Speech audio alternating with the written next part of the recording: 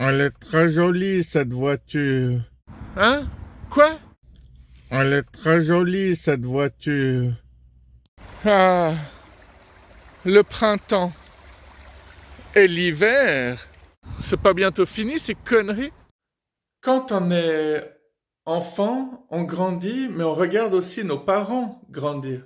Mais c'est ma voiture. Elle est de quelle couleur d'après vous?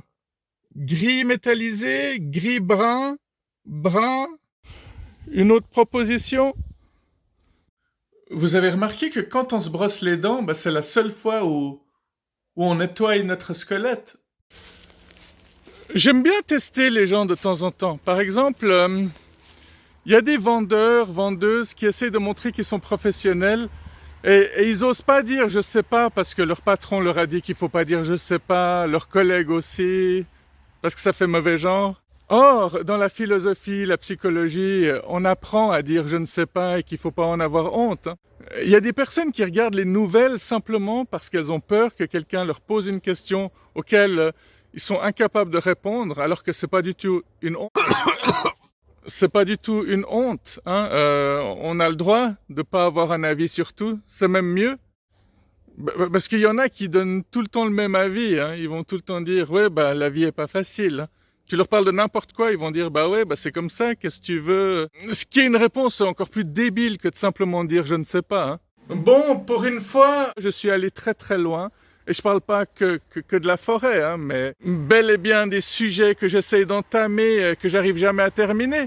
Alors, j'ai commencé la vidéo en disant que j'aime bien tester les gens. Des fois, par exemple, je sais pas, je suis dans la rue, je sais exactement où je dois aller, mais je m'amuse quand même à avoir des interactions et je demande aux gens que je croise, excusez-moi, vous savez pas où se trouve tel ou tel endroit? Et je vois s'ils me mentent ou s'ils me disent la vérité, hein. Alors, c'est marrant parce que c'est pas facile à déceler les menteurs. Si je sais où je dois aller et que la personne m'indique une fausse direction, je lui demande des fois, ah bon, vous êtes sûr? Moi, je croyais plutôt que c'était dans l'autre sens. Et forcément, tu arrives à les coincer au bout d'un moment si tu leur poses plein de questions précises. Bon, évidemment, il y a ceux qui peuvent se tromper. Ils t'indiquent une fausse direction, mais c'est pas juste parce que c'est des connards. Ils savent pas, c'est tout. Et ils auraient mieux fait de dire je ne sais pas, mais bon, s'ils sont sûrs de ce qu'ils me disent, alors qu'ils savent pas qu'ils ont tort, ça peut être grave. Il y a des guerres qui s'enclenchent comme ça. Et puis, hein, il y a même des arbres là qui en pâtissent. Des fois, tu vois des massacres, enfin, je sais pas. Puis là-bas aussi, hein, là. En fin de compte, il y a des génocides partout. Euh, Ça aussi, c'est un terme interdit. Tu peux pas l'utiliser n'importe comment. Mais là, ça va. Je suis seul dans une forêt. Il y a personne qui m'entend. T'imagines si toutes les personnes qui ont fait un buzz en faisant une connerie dans une forêt disaient je m'en fous, de toute façon, il y a personne qui m'entend. Fallait réfléchir avant de te filmer, hein. Sinon, j'aime bien aussi demander des fois à des vendeurs, excusez-moi, vous savez pas où se trouve. La dernière chose que j'ai fait de ce genre-là, c'était mardi passé. J'ai dit, excusez-moi, mais à une époque, vous aviez des grands berlingots de jus de pomme. J'allais dire thé froid, c'est pour ça que j'ai hésité. Vous savez, avant, vous aviez 2 litres de jus de pomme. Je les trouve plus. Alors, il y a les vendeurs qui te dirigent dans une certaine direction, alors qu'ils en savent rien. Mais quand tu as beaucoup de feeling, quand tu es un hypersensible comme moi, tu sens que la personne va essayer de te bluffer. Ou alors elle est paresseuse, elle dit tout simplement, les boissons se trouvent là, sous-entendu, t'as qu'à chercher, hein.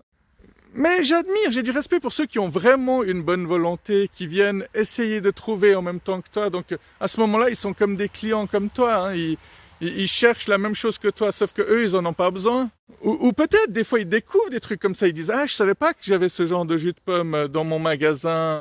C'est arrivé une fois quand je suis passé à la caisse avec des céréales, la caissière avec un grand sourire. Mais je savais pas qu'on avait ces céréales. J'en cherchais partout.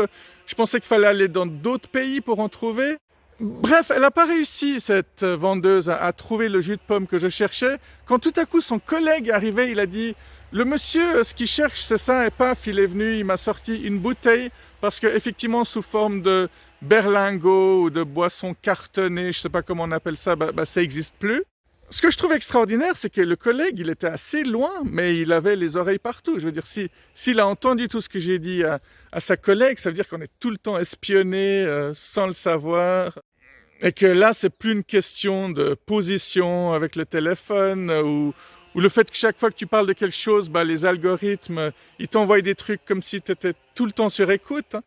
C'était quoi ça? C'était une tronçonneuse. Même dans la forêt, on n'est jamais tranquille. Qu'est-ce que tu dis? Même dans la forêt, on n'est jamais tranquille, quoi. Je vous l'avais déjà dit, quoi. C'est insupportable. Le silence n'existe pas. On se plaint, mais peut-être que si on vivait dans un monde où il y avait du silence, ça nous tuerait aussi. Hein. Vous avez remarqué que toutes les boîtes, je sais pas, prenons un exemple concret, il y a une énorme mousse au chocolat que j'adore dans un certain magasin allemand. Ouais, vous avez le choix entre les deux. Là. Ou plus si vous êtes vraiment connaisseur, mais il y a deux magasins allemands qui ont beaucoup de succès.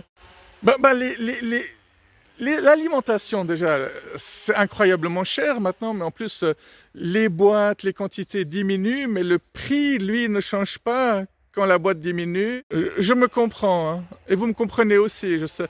Ça, c'est une façon subtile d'augmenter le prix. C'est que tu n'augmentes pas le prix, mais tu baisses la quantité.